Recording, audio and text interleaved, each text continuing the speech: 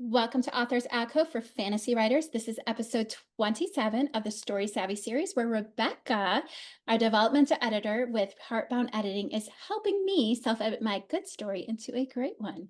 If you haven't already, I encourage you to like and subscribe to our podcasts. You can also join the Authors Alcove community on Patreon or check out the new membership site at authorsalcove.com. And as I've been mentioning, the summer book giveaway is currently underway. We have this awesome book, Angel of Water and Shadow. I've just started it. It looks really good. Well, it is really good from what I've read, but I'm not very far into it. It is new adult.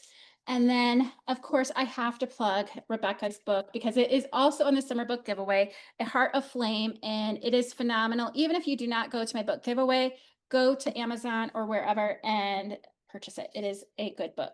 And it's a series, so you don't have to say goodbye to Angie. That's the main character right away. Anyway, all right. Thank you guys so much. Last week we went over tying up subplots, and I am so super excited about this week's. Today we're going to be more genre specific and talk about fantasy only considerations like magic systems. I'm excited to do this. We are specifically tackling the topic of, like you said, magic systems and slightly more broadly, fantasy expectations. By the end of this episode, the hope is that everyone will feel confident in defining what their magic system is and tweaking and polishing it as needed, as well as naming some of the core fantasy tropes that you specifically have when it comes to marketing your book. So, Rebecca, did you realize we are officially more than halfway done with this series? I had not. I was Oh thinking my gosh. while we were talking with the episode, I was thinking, we are officially halfway, but I never had a chance to say it, so I had to say it right here. All right. Time Okay. flies. So, right off the bat, since my primary genre to read is fantasy, this is probably the question I am most passionate about. So, I figure why not start with this one? I, as a reader, not just as a writer, read fantasy because fantasy has magic, and I'm in love with magic systems that are so unique to the book, and that the magic systems is essentially the book itself. For instance, with one of my favorite series, Fablehaven, the fact that the magic needs to be protected and is otherwise unknown by the outside world is essentially what the book is about, and very integral. And then, of course, like in Twilight, if vampires did not live forever and crave drinking blood, there would be no point in the tension between Bella and Edward. So, obviously, to me as a reader, I feel like the single most important thing about a magic system is that our story needs the magic system, that actually needs the magic system. And without the magic system, those words are hard for me. Without the magic system, our story wouldn't be the same. What are some things we need to look at to make sure our magic system is actually central part of our story, unless you disagree and they do not need to be a central part of our story? I believe you are entirely correct that a good magic system should be more than flavoring, more than a backdrop. Looking at examples that you love for inspiration is a great starting point. And I will toss out a few popular ways to keep that magic system relevant that I often see in fantasy in the hopes that that will help folks who are looking to increase that integration. Number one is make the magic secret from the wider world and establish one or more grounded reasons why. And you just gave Fablehaven as an example of that. Number two would be make the magic known but highly illegal or shunned so that the use of it is always a societal risk. Number three is have the magic come at a high personal cost. So the tension is with personal sacrifice. Number three would be have the magic come at a high personal cost, like energy, so that the tension is with personal sacrifice.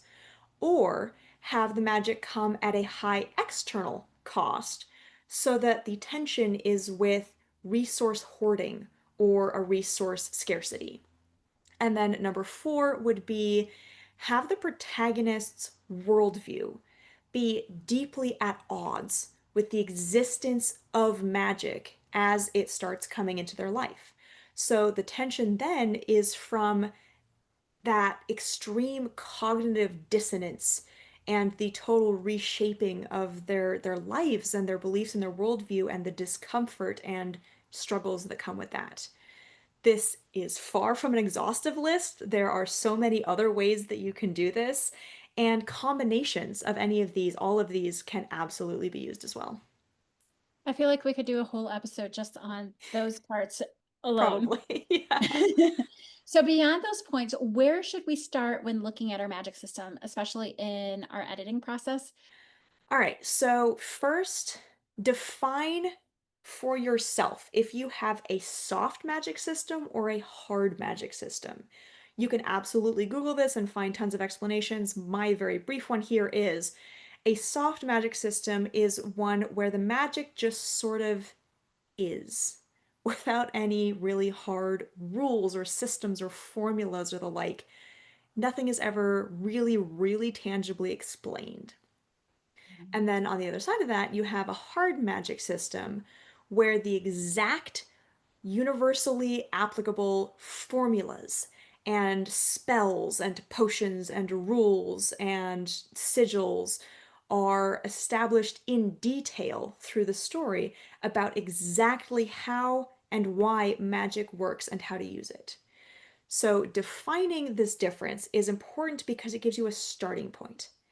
And deciding that can help you know how much explanation is expected by your readers or how much whimsy and lack of explanation is going to benefit the story. Brandon Sanderson, in particular, has some fantastic articles on this that I will link in the show notes for anyone who wants to read up in much more detail on that. My second piece of advice is decide what your limitations are. If you really want to try to write a story about omnipotent characters, omniscient characters who can do anything at any time with no real sacrifice to do so, then you can, but I don't recommend it necessarily. Partly, limitations are a core convention of the fantasy genre. It can also just be hard to make a story like that interesting. Omnipotent characters are harder for readers to relate with because none of us are omnipotent. We all understand struggle and limitations a lot better. You also risk deus ex machina pretty much constantly with an omnipotent character, and it will be hard to get the emotional outpouring or experience or the stakes high at any point. Because if you're omnipotent, you don't have to be invested in these outcomes. So I recommend coming up with some limitations, whether that is through the cost, through energy, through what time of day magic works, through what scale power is capable of, a lack of knowledge, or even just arbitrarily establishing something along the lines of, no, that's not something magic in this world can do, actually. Sometimes that's what it is, sometimes that's all it takes. My third suggestion here is please keep track of what you have decided or established is or isn't possible in your magic system. A lot of the self-editing that I hope folks do from this episode is going to be along the lines of making this statement or list and then going through the book and making sure that there are no deviations that need to be fixed. For example, in my own series, I keep a list of the skills that each individual character has, since not everyone can do everything as a rule. And I have a rule for myself within my magic system that all magic, all power, all anything out of reality that happens must come either from auric magic or from demons, and I have a very clear statement for myself limiting what demons can and cannot do. Fourth in this list is, and this is very, very much related to the last point, never conveniently forget what your magic system's rules are, please. Don't conveniently forget what the costs are or the limitations are. If you find a spot during your self editing where you did, probably to make it cool or more showy, or on the other side of that, because you needed to make things harder for the protagonist, and if they had magic that wouldn't be hard enough. If you establish something and you find a place where you conveniently forgot, be that on either side, then please go in and change how that cool moment happens to better fit within your system, or go back and change how you established your system so that that moment fits. Fifth and lastly on this list here is give your readers clear guardrails on the world as well as the magic system, and the magic system as well as the world. Show them exactly what and where the costs and limitations are as early as you can, and ideally by showing those boundaries being bumped into rather than telling them through info dump. If you can, try to do this by showing what the reality of the story is, such as the time, so medieval, Renaissance, Victorian, whatever, the place, so rough climate, is it a city, is it country, that kind of stuff, and perhaps even the socio-political, economical situation of the protagonist. So are they a prince? Are they a pauper? That kind of thing. And while you are doing that, simultaneously show your magic system being used up to its unique limitations, to the outcome of costs that you have decided on. I really wish that I could point you all to the best book I have ever read that does this incredibly well on the first page, but I don't know if the author is ever going to publish it. So for now, I will just say pick a masterwork in a close subgenre to your own and see how they did it and see if that's any inspiration. So one of the things that I do is I am a beta reader. I love just reading other people's works, especially before they actually publish. And I also read a lot of self-published books that may have not gone through developmental editors. I'm not sure. So one of the biggest detractors I have found in books with magic systems specifically is what you were referring to as info dumping, where they tell the entire magic system in the first couple of chapters, like you just mentioned. And I think in a way it's intuitive to do that. I think because I know I did that with my first draft and none of those parts are part of it anymore. Um, what first off, why does this not work? It doesn't work because telling elements like details and exposition are boring, hard to get invested in, and lack momentum. Showing elements like things happening, being pursued, so chasing a goal, being avoided, being desired, being reacted to through action, being felt and experienced are all much more interesting, can have riveting momentum, and get readers invested in seeing where things go and how things are going to play out. This applies to all stories in general, but is definitely something to pay extra attention to in fantasy, as you've mentioned. It also very much applies to magic systems, which we're going to try to keep centered for today. I may or may not deviate. I love this topic. And everything else. Even if you're not writing fantasy, this can still be helpful advice. My advice is, while coming up with a story concept is often approached from the ground up, where you have one little idea and you slowly build on it and you establish these rules, that's not how you should write it. Don't build your world or magic system from the ground up in your manuscript. Instead, drop the protagonist and the reader in the deep end and immerse them deeply. Open with your protagonist on the run from the magic hating villagers and on the point of collapsing from using so much of their daily allotment of magic. Or open with your protagonist falling straight up from the top of a mountain and calculating their trajectory to land exactly where they want to on the upside down world above.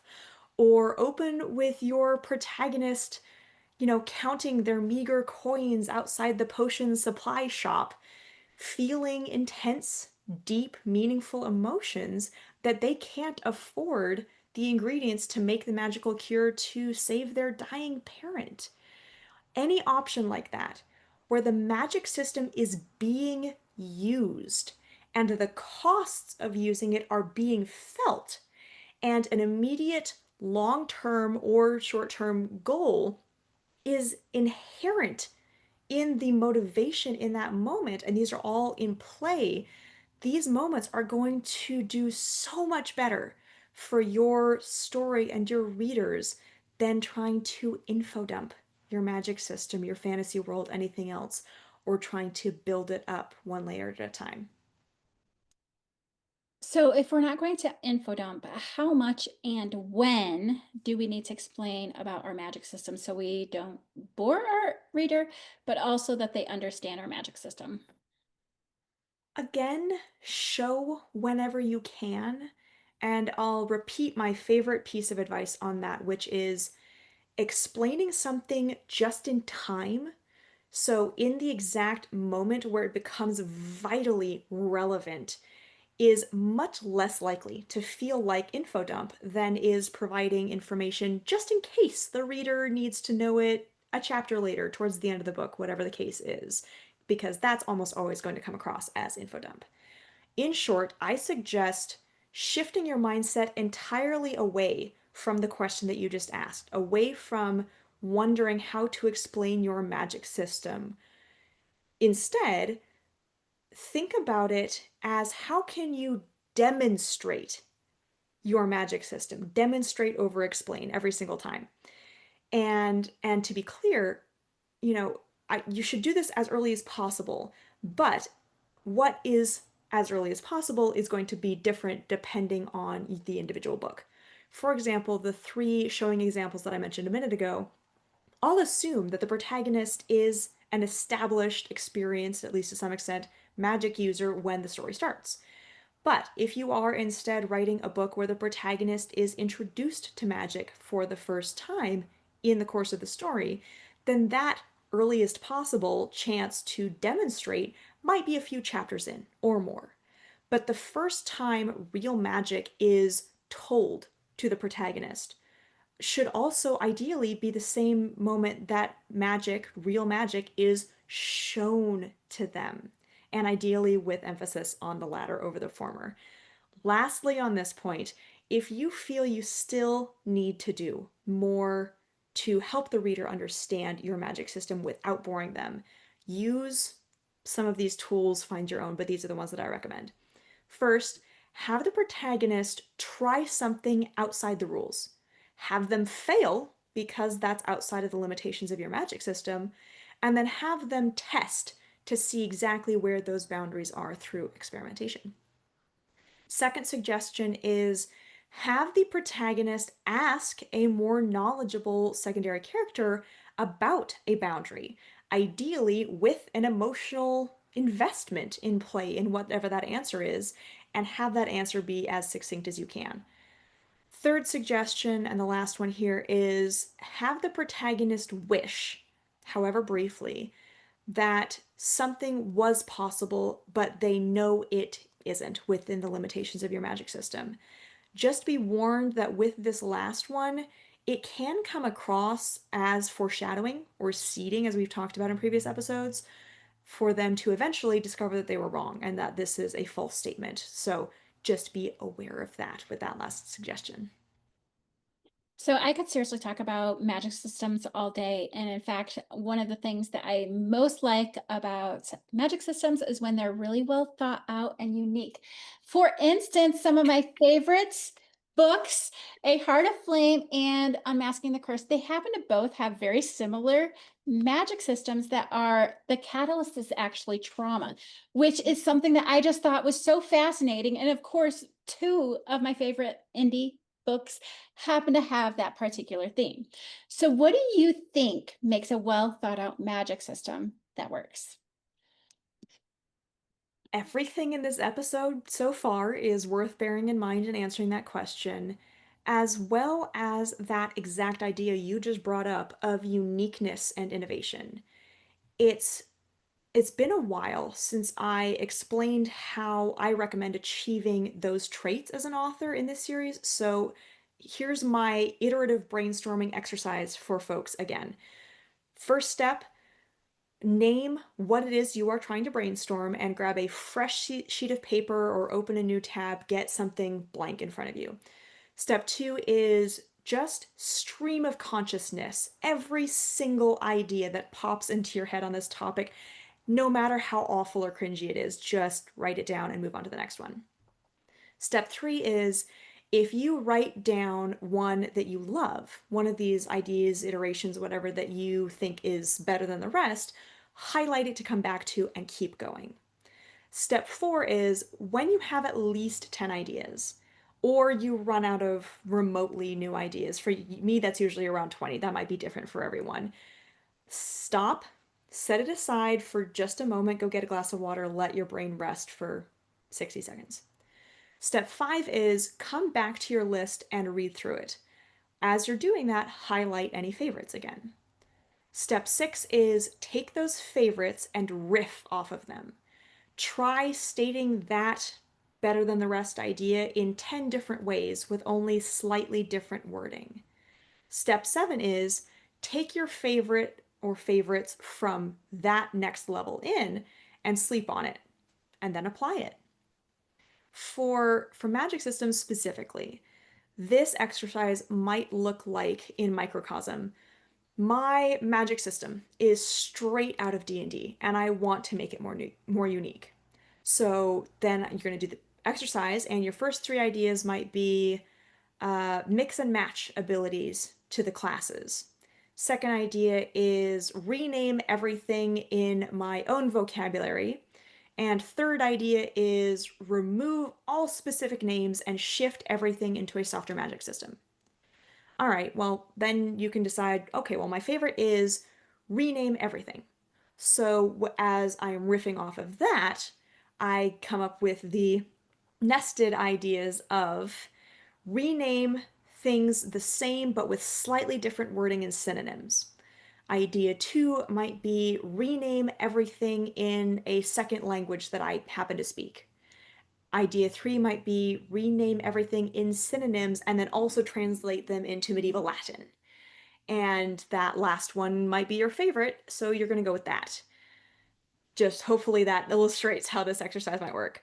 Lastly, on this point, answering your question, I think that finding a way to connect your magic system to your core theme and message, like we talked about all the way back in episode 4, I think, can be a big part of it working well for the story.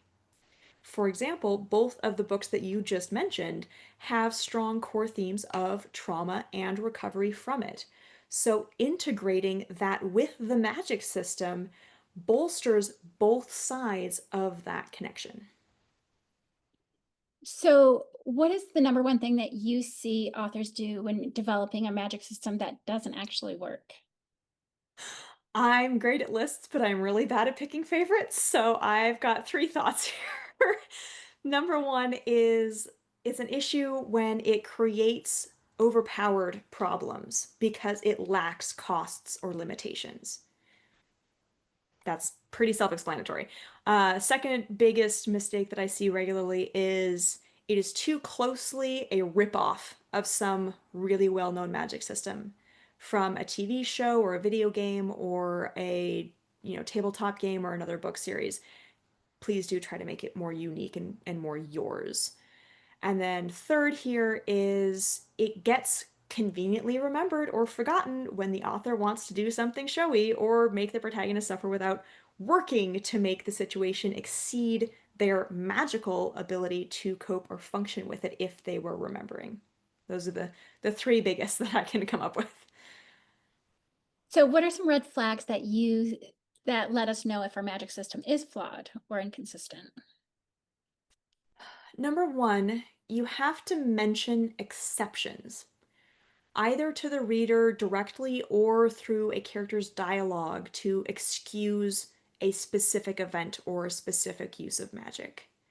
Second red flag would be you have to use selective amnesia to make things hard for the plot or characters, which I've touched on twice before. Red flag three would be you are struggling to make your antagonist a real threat in the face of how powerful your protagonist is. That one is pretty specific to fantasy from what I've seen. Red flag four would be you are inventing abilities on the fly this late in the self editing process to try to make things make sense or work. Just be aware of that, look at it a little bit more critically, and see how else you could approach fixing your magic system. Red flag five would be you get feedback from an outside reader that your magic system needs work. Red flag six would be that your characters don't really use magic much, and there isn't a constantly present reason why. If you have magic in your world and your protagonists have access to it and know about it, they should be using it. So, see what you can do with that. Red flag seven would be your protagonist doesn't learn about magic or receive proof of it being real if that's needed for them until the second half of the book. Like you said, I think it was right at the beginning of this episode, readers read fantasy for magic. So give it to them before they give up and decide to go to read something else. Red flag eight would be if, when you just sit with the question in silence for a full minute, you know or you have to admit that you are doing a significant amount of info dump to try to cobble together a magic system that feels grounded and cohesive, when in reality, that just needs to be overhauled so that it's more coherent. And then lastly on my little list here, red flag nine would be if the story would play out exactly the same in the grand scheme of things with no magic, your magic is not integrated and you need to address that.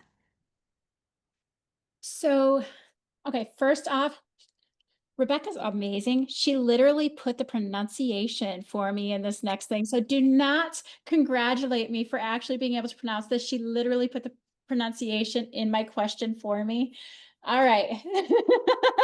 I had to tell on myself. So as we've talked about, Deus ex machina. I still didn't get it. Okay. Deus ex machina. Yes, there you go. I feel like it might be easy to have our magic system make things too easy for our protagonists, like in Deus Ex Machina. Good I'm job. still getting it. Okay, good, great. So, do you feel this is the case, and how can we spot it if it happens? There is a whole episode on that in this series, and I did mention that earlier a little bit. I do have some very specific advice about avoiding this with your protagonist, specifically in regards to magic systems.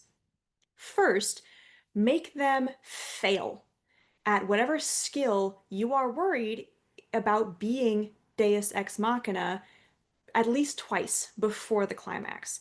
If you need them to be able to see the future in the climax, then make them fail to see the future before they get to that point, just to show that there's growth and this is something that they are attempting. Anyway, so the second piece of advice would be clearly show them only succeeding by the skin of their teeth in that moment. If their powers in the climax are feeling like Deus Ex Machina, make it so that they come this close to dying instead. And that will help significantly with it feeling that way. Third advice would be make sure that you establish through the story leading up to the climax that this magic fits within your established and consistent magic system. Show other characters using it, mention it as a possibility, that kind of stuff. Third and lastly on this topic here, sorry, fourth and lastly on this topic here is make sure that the costs are in full effect, that they are worried about right before and or as the protagonist is doing the big magic, and that those costs get paid.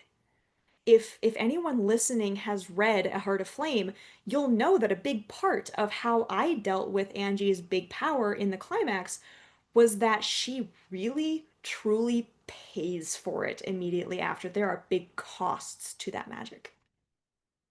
So we do need to wrap up. I think probably one of the funnest things to spot in especially famous works, and I feel like it shows up a lot in middle grade fantasy, especially more than any other magical genre, is that the magic system tends to be the biggest place where plot holes are given. I'm not sure if you have seen that as well. And Yeah. I'm specifically thinking of like Harry Potter right off the bat. And there are so many in Harry Potter that I love like reading the ones being like, oh yeah, that one too. Yeah, as a reader, I think in part because of its age group, and second because the book itself is so immersive, we can forgive some of these. For instance, I adore Harry survived because his mother's love protected him, but how has love never been protected anyone else before? And how come the dad's love did not protect the mom? These are questions that even I read the first time and thought, but I was able to forgive. Sure. Since we cannot guarantee our readers will be as forgiving as most Potterheads, how can we make sure our magic system does not give any plot holes?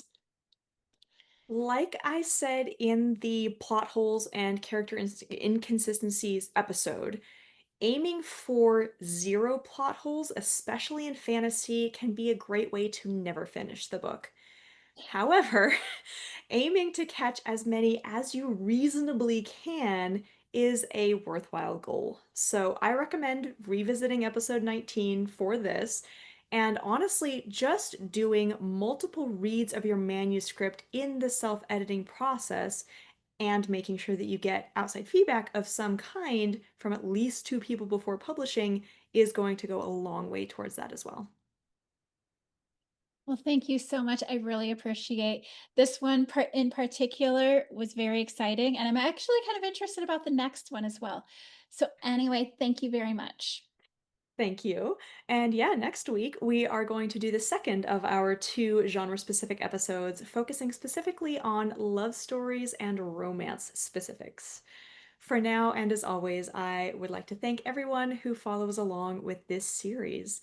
We would appreciate it, again, as always, if you could help us out by liking and subscribing to the Heartbound Editing Podcast and the Author's Alcove podcast, where you can find lots more content for fantasy authors and readers beyond this joint series. Thank you again. Can't wait to chat next week. Thank you.